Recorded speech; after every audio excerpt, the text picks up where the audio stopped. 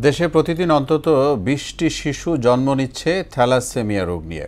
বিশ্বজুড়ে এই সংখ্যা অন্তত ১ লাখ। এমন বাস্তবতায় আজ পালিত হচ্ছে বিশ্ব থ্যালাসেমিয়া দিবস। বিশেষজ্ঞরা বলছেন এ রোগ নিয়ে তেমন জনসচেতনতা না থাকায় রোগীর সংখ্যা ক্রমেই বাড়ছে। এখনই সচেতন না হলে ভবিষ্যতে পরিস্থিতি আরও ভয়াবহ হতে পারে। শামীমুজ্জামান চৌধুরীর বিশেষ প্রতিবেদন। বাংলাদেশে প্রতিদিন অন্তত ২০টি শিশুর জন্ম হচ্ছে থ্যালাসেমিয়া রোগ নিয়ে। ১ দশকের ব্যবধানে যা দ্বিগুণেরও বেশি। থ্যালাসেমিয়া ফাউন্ডেশনের তথ্য অনুযায়ী দেশে মোট জনসংখ্যার ১১.৪% বা ১,৮২,০০,০০০ মানুষ এই রোগের বাহক।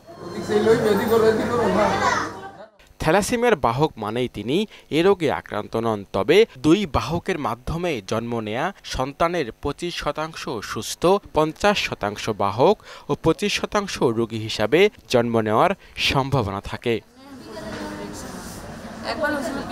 থ্যালাসেমিয়া বংশগত রোগ। রোগীর রক্তে হিমোগ্লোবিনের উৎপাদন প্রয়োজনের চেয়ে কম হয়।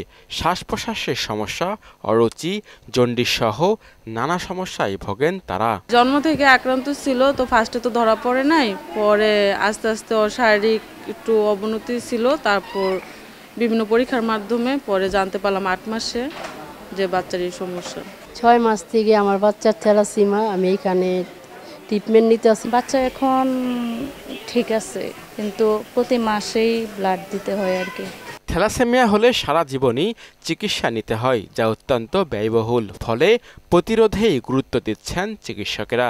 প্রত্যেক মাসেই ব্লাড লাগে, তো তারা একটু মন খারাপ করেই থাকে। এখনও অনেক পেশেন্ট আছে যারা জানে না তারা থ্যালাসেমিয়ায় আক্রান্ত। তারা শুধু মনে করে না তারা দুর্বলতা অনুভব করছে, কিছুদিন পর তাদের ব্লাড লাগে। 11.4% থ্যালাসেমিয়ার ধারক বা বাহক, কিন্তু এই ব্যাপারে আমাদের জনগণের সচেতনতা খুবই নিম্ন পর্যায়ে রয়েছে। আমাদের সবাইকে সচেতন হতে হবে। থ্যালাসেমিয়া রোগীদের জন্য free bed, free blood transfusion at least সরকারি হাসপাতালে হোক, এটা আমরা আশা করি এবং দাবিও করি। ২০১৮ সালে থ্যালাসেমিয়া রোগী ছিল ২,৭২৫ জন। ৬ বছরের ব্যবধানে দাঁড়িয়েছে ৭,৫০০-এ।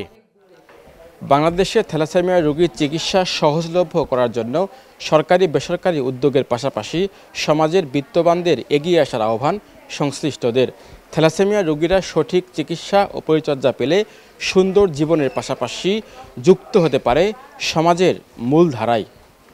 শামীমুজ্জামান চৌধুরী, মোহনা সংবাদ, ঢাকা।